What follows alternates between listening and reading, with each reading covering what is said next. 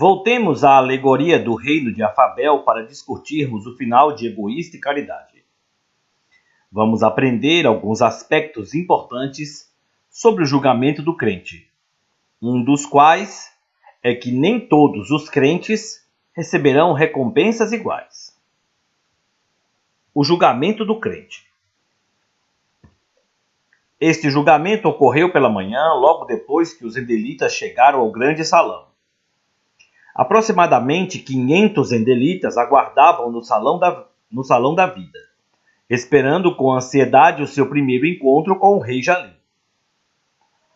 Tanto Caridade quanto Egoísta encontraram velhos e novos amigos e estavam fazendo contato com eles quando, de repente, os guardas reais entraram no salão. Todas as conversas cessaram quando o chefe da guarda se dirigiu ao grupo. Em breve, vocês estarão diante do rei. Ele sempre os amou e tem ansiado por este dia, quando estarão juntos. Embora vocês nunca tenham se encontrado, ele os tem observado e tem contemplado o seu coração e tem discernido seus frutos. Ele conhece seu coração, suas motivações, seus pensamentos, seus sentimentos, assim como as suas obras. Nada ficou escondido. Saibam que o julgamento dele é justo.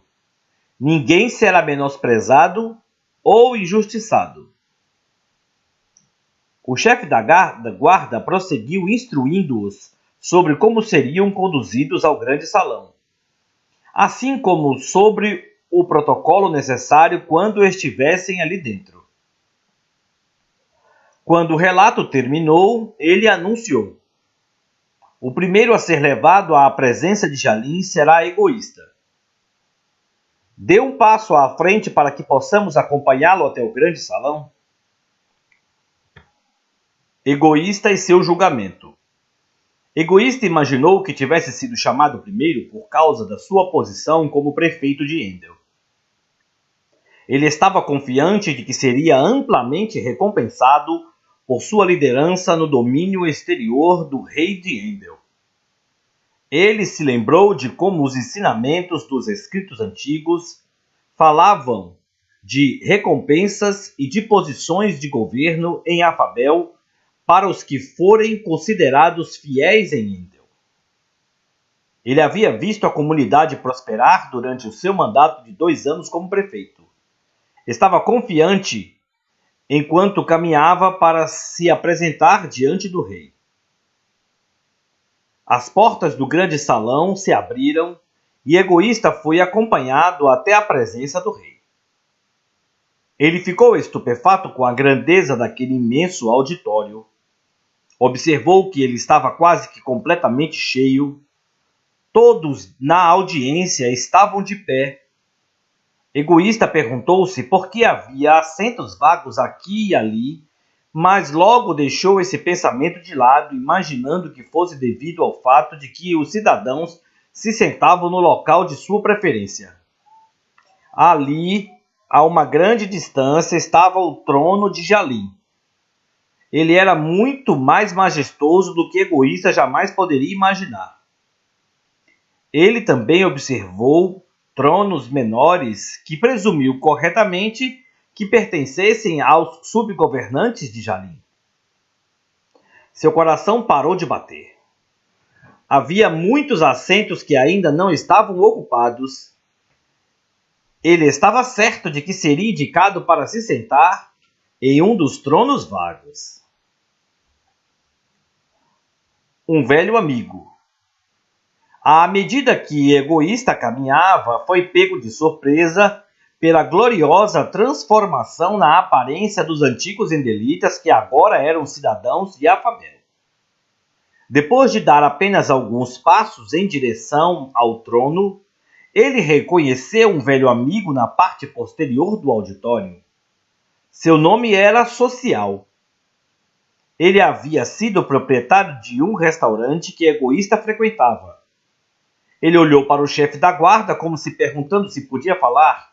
O guarda assentiu. Egoísta se aproximou e os dois se abraçaram. Como tem estado, social? Perguntou Egoísta. Estou muito bem, respondeu o velho amigo, mas o meu nome não é mais social. Agora eu me chamo Contente. O senhor Jalim me deu este novo nome, assim como ele fez com todos os seus servos, quando eles comparecem diante do seu trono. Afabel é mais maravilhosa do que poderíamos imaginar. Este grande salão é apenas uma entrada de outras esferas de beleza, esplendor e grandeza desta magnífica cidade. O rei é mais agradável, amoroso e majestoso do que qualquer pessoa que tenhamos encontrado ou conhecido algum dia. Sou tão grato por conhecê-lo e servi-lo.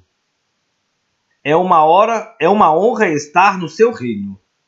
É melhor do que qualquer coisa que jamais tenhamos conhecido.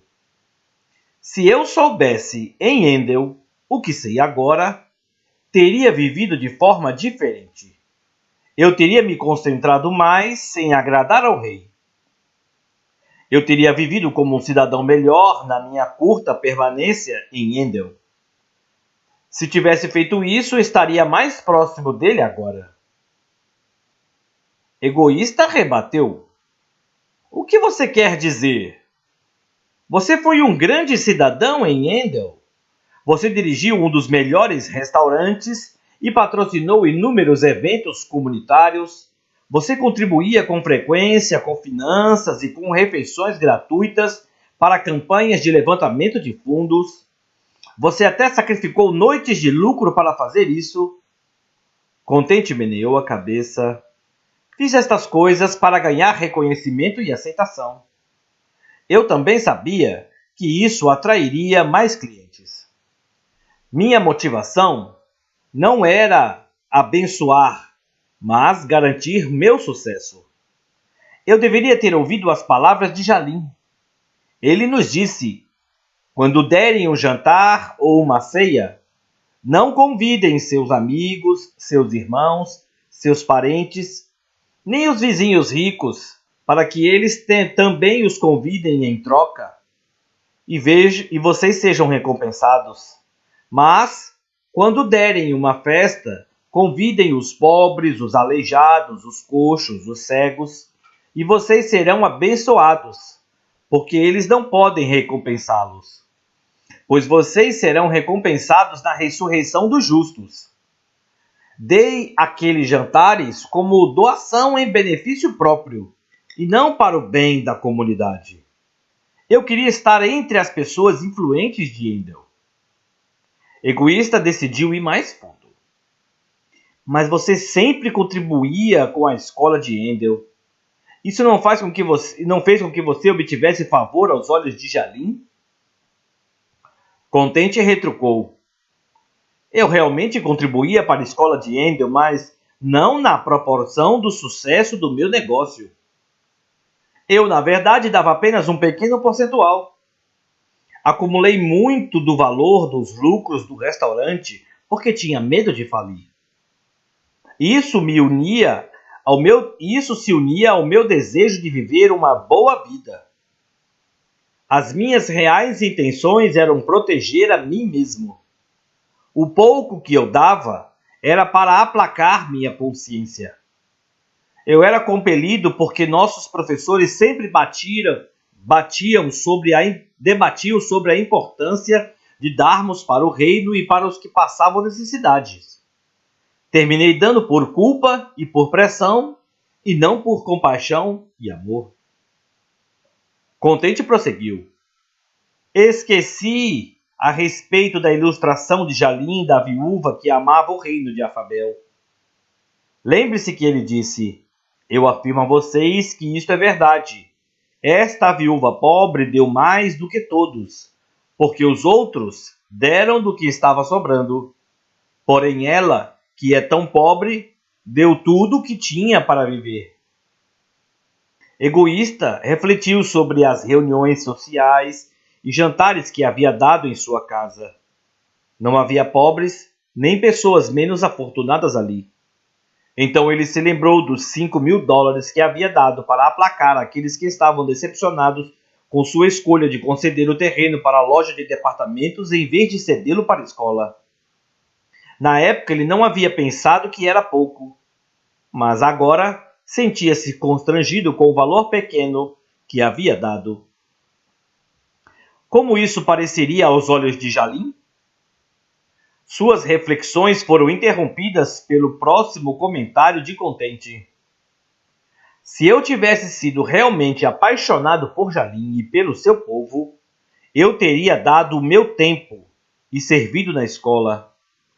Se todos fizerem a sua parte, o fardo é retirado, mas, do contrário, ele é suportado por poucos. Se o plano de Jalim fosse implementado, ninguém ficaria sobrecarregado. Os poucos que suportaram as cargas pesadas foram grandemente recompensados. Resumindo, o pouco que dei foi para aplacar minha consciência pela minha falta de comprometimento com o reino de Jalim. Quando revi a minha vida, ficou claro para todos que eu vivi mais para meu conforto, segurança e reputação do que para a glória dele. Agora sou um dos cidadãos mais inferiores desta cidade. Apesar disso, ainda assim estou impressionado com a bondade de Jalim e com o quanto ele me ama. Eu realmente não merecia nada que recebi dele, mas, como você logo descobrirá, o seu amor e generosidade vão além da compreensão. Estou em débito para com a sua bondade extravagante pelo resto de minha vida. Chocado, Egoísta exclamou. Cidadão inferior, você quer dizer que aqui há um sistema de classes? Contente sorriu e disse, sim, há um sistema de classificação. Fomos ensinados a respeito disso em Endel, embora muitos de nós nunca tenhamos levado isso muito a sério. Mas, dentro de nós, sabíamos da verdade. Você mesmo refletiu sobre esta verdade ao entrar neste auditório. Você previu que lhe seria destinado um trono. Você sabia disso por causa dos antigos escritos que nos eram ensinados nas aulas. Embora eu duvide que você reconhecesse que acreditava nisso quando estava em Endel. Os que foram fiéis a Jalim, durante a nossa curta permanência em Endel, são os líderes e os cidadãos que ocupam as posições mais interessantes nesta sociedade. Eles vivem na parte mais bela da cidade e têm o privilégio de interagir com frequência com o rei. Aqueles de nós que vivemos para nós mesmos enquanto estávamos em Endel, fomos indicados para ocuparmos posições nas partes externas da cidade. Isso pode ser visto neste auditório também. Os que estão na parte de trás deste salão são os que vivem nas planícies. A eles foram destinados os trabalhos intensivos. Somos os menores do reino. Aqueles que ocupam a parte intermediária fazem suas casas nas montanhas, com posições mais criativas, enquanto aqueles que estão na parte da frente e se sentam nos tronos vivem no centro real. É ali que o rei vive, e eles têm o privilégio de viver e trabalhar ao lado dele. Esses são os maiores do reino. Contente concluiu. Meu amigo egoísta, saiba que Jalim é um líder justo e amoroso. Qualquer coisa que ele lhe der será uma recompensa. Nenhum de nós poderia ter uma vida como a que encontramos nas partes mais inferiores desta cidade se não fosse por ele. Tendo dito isto, Contente voltou ao seu lugar. O chefe da guarda então fez um sinal para que Egoísta prosseguisse em direção ao trono. Um professor popular. Egoísta deu mais alguns passos e percebeu outra pessoa que conhecia e admirava. cujo nome era Motivador. Ele havia sido professor na escola de Handel e alguém que Egoísta considerava espetacular. Era uma pessoa educada, articulada e sempre inspirava Egoísta quando falava. Esse instrutor fabuloso ensinava de uma forma que fazia com que os alunos se sentissem motivados e bem consigo mesmos. Os outros professores eram encorajadores, mas às vezes pareciam um pouco severos e suas palavras geravam uma convicção dolorosa. Mas com o Motivador não acontecia isso. Quando saíamos de sua sala, sempre nos sentíamos ótimos. Na verdade, ele era de longe o professor favorito de Egoísta. Egoísta olhou novamente para o chefe da guarda, pedindo permissão para falar com seu ex-professor.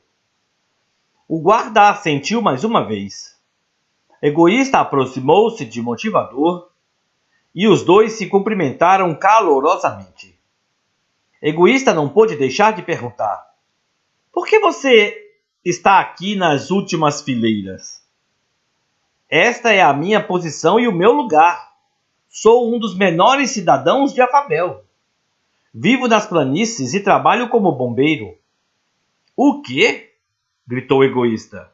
Você era um dos melhores professores de Jalim? Como pode ser um dos cidadãos menores? Você deveria estar em um dos tronos? Há várias razões pelas quais não estou mais à frente das fileiras desta grande assembleia ou governando com Jalim. Para economizar tempo, vou compartilhar com você somente a raiz da minha loucura. Você se lembra como todos os que entregam suas vidas a Jalim são comparados a edificadores? Isso nos foi ensinado durante todo o tempo na escola. Uma das nossas maiores responsabilidades em Handel era edificar a vida dos outros. Isso era feito através das mensagens que transmitíamos, quer por meio da pregação, do comportamento ou das nossas obras. Entretanto, como instrutor, recebi tanto um grande privilégio quanto uma responsabilidade. Ensinei os alunos sobre os princípios e os caminhos de Jalim. Mas fracassei como mestre de muitas maneiras. Em primeiro lugar, meus ensinamentos estavam desequilibrados. Eu só enfatizava os aspectos positivos de servirmos a Jalim. Motivei muitos dos meus alunos a somente correrem atrás do sucesso, sem levarem em consideração os efeitos a longo prazo. Eu não os ensinei que o objetivo maior da vida era agradar a Jalim. Eu os ensinei a usarem os caminhos de Jalim para terem êxito na vida. Consequentemente, nunca os adverti contra as armadilhas e ciladas da nossa sociedade. Os antigos escritos afirmavam claramente que eu devia pregar sobre todo o conselho de Jalim. Isso incluía advertindo a todo homem e ensinando a todo homem em toda a sabedoria, a fim de que apresentemos todo o homem perfeito em Jalim. Eu ensinava, mas não advertia. Sendo um professor exclusivamente positivo e nunca fazendo advertências saudáveis, edifiquei inúmeras vidas que trouxeram pouca glória a Jalim. Nesse momento ele baixou a cabeça. Um bom número delas está perdido. Vendo o choque no rosto de Egoísta, o professor reenfatizou o ponto que queria esclarecer. Sim, elas caíram na perdição. Muitos agora habitam na terra esquecida de Loni, em parte devido ao meu ensinamento desequilibrado. Não dei aos alunos o que eles precisavam. Dei-lhes o que eles queriam. Não queria perder a aceitação entre eles ou a minha popularidade. Isso fez com que eu edificasse de maneira inadequada. Não arranquei pela raiz as áreas fracas e defeituosas das vidas deles. Eu as cobri com apreciações que serviram apenas para alimentar os desejos egocêntricos deles. Lembre-se da advertência dada aos instrutores nos antigos escritos. Porque fazem o meu povo desviar-se, dizendo-lhe paz, quando não há paz, e quando constroem um muro frágil, passam-lhe cal. Diga àqueles que lhe passam cal, esse muro vai cair. Muitos alunos construíram e edificaram suas vidas com coisas temporais, e eu sabia, no fundo da minha consciência, que aqueles muros eram instáveis, mas eu não os adverti. Eu disse que estava tudo bem quando não estava. Eu incentivei o rumo que eles estavam tomando e consolidei o engano na vida deles. Embora alguns tenham conseguido chegar a Afabel, ainda assim lamento pelos que foram parar em Lone. Assim como por aqueles que chegaram a Afabel e só abraçaram os ensinamentos positivos, olhando por cima do seu ombro, ele baixou o tom de voz para um sussurro. Muitos se encontram nestas últimas fileiras. A vida deles foi desperdiçada de forma descuidada e seus esforços consumidos pelo fogo diante deste tribunal. Egoísta perguntou: consumidos pelo fogo diante deste tribunal? Sim, respondeu o professor. Você não se lembra dos escritos antigos? Ora, alguém que edifica sobre este fundamento pode usar ouro, prata, pedras preciosas, madeira, feno ou palha. Mas virá o tempo do teste no dia do juízo para ver que tipo de obra cada construtor executou. A obra de todos será provada pelo fogo, para ver se ela mantém ou não o seu valor. Se a obra sobreviver ao fogo, o construtor receberá uma recompensa. Mas se a obra se queimar, o construtor sofrerá uma grande perda. Os próprios construtores serão salvos, mas como alguém que escapa através de uma muralha de chamas. O famoso mestre continuou. O fundamento de que falou o antigo apóstolo é o senhorio de Jalim, que ambos sabemos ser o único meio pelo qual uma pessoa pode entrar neste reino. Entretanto, uma vez que pertencemos realmente a ele, devemos construir sobre este fundamento. Quando foi medida pelos escritos antigos, minha vida ficou aquém das expectativas dele e fracassei na área da influência que exercia sobre aqueles a quem ensinei.